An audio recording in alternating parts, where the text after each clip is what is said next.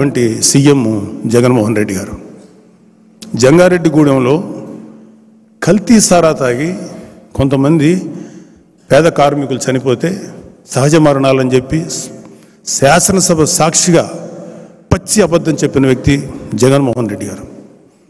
ఇప్పుడు ఎక్కడో లోకల్ తగాదాలు, వినుకొండలో ఎక్కడో చిన్న తగాదాలు ఉంటే దాన్ని తీసుకొని దేశం నాశనం అయిపోతుంది, రాష్ట్రం నాశనం అయిపోతుంది, రాష్ట్రపతి పాలన పెట్టాలి అని అవాకులు చవాకులు పేలుతున్న జగన్మోహన్ రెడ్డి గారికి దయచేసి తప్పులేదండి, మీరు తప్పులు చేశారు, ధైర్యంగా ఉండండి, ఇక నుంచైనా మంచి దారిలో నడవండి. రాబోయే 10 ఏళ్ల తర్వాత 15 ఏళ్ల తర్వాత మళ్ళీ మీకు ఒక అవకాశం రావచ్చు. అట్లీస్ట్ మంచి అనిపించుకోండి. ఇంకా నీచమైనటువంటిగా దిగజారిపోయాడు జనాలు. ఇంతకంటే సినిమాలో డైలాగ్, ఇంతకంటే దిగజారు అనుకున్న ప్రతిసారి ఇంకా దిగజారిపోతున్నాను, నా ఎక్స్పెక్టేషన్ చంపేస్తున్నాను అంటారు. అలా దిగజారిపోతూనే ఉంది వైసీపీ.